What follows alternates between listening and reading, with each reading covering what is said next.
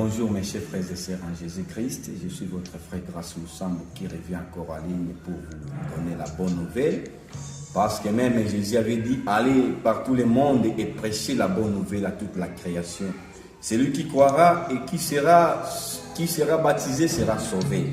Maintenant, comme votre frère bien-aimé, je reviens sur notre sujet du jour, sur les baptêmes, sur quel baptême qu'on doit être baptisé. Parce que la fois passée, je vous avais dit que beaucoup de gens disent que les baptêmes, c'est au nom du Père, du Fils et du Saint-Esprit. Mais est-ce que c'est ça le vrai baptême? C'est ce que nous avions demandé. Mais comme suite de notre émission, je vais vous donner notre suite de ce sujet. Bon, en réalité, si nous revenons à la Bible, nous revenons au pas des apôtres, parce que nous devons suivre les enseignements et la conduite des apôtres. Parce que ce sont ces gens-là qui nous ont précédés dans la parole. Et je vais répondre, parce que moi j'avais refusé que le baptême n'est pas au nom du Père, du Fils et du Saint-Esprit.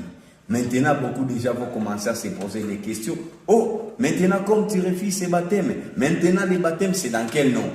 Ok, je vais vous répondre comme je suis votre bien-aimé et vous devez suivre cette page avec amour, avec vraiment beaucoup de conseils, beaucoup d'expectatives pour que vous puissiez savoir de plus.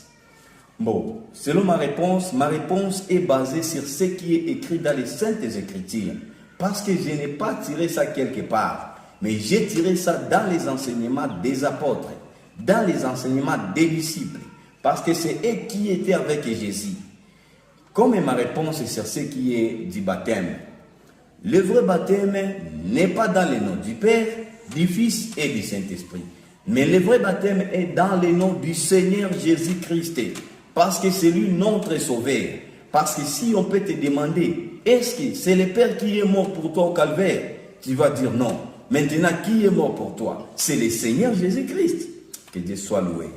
Merci pour ce temps que vous allez m'accorder parce que vous allez savoir beaucoup de choses sur ce qui est du baptême. Maintenant, si nous commençons avec la parole du Seigneur, si nous lisons dans la Bible, nous prenons Actes des Apôtres chapitre 2, versets 37 jusqu'à 38. Écoutez ce que la parole dit.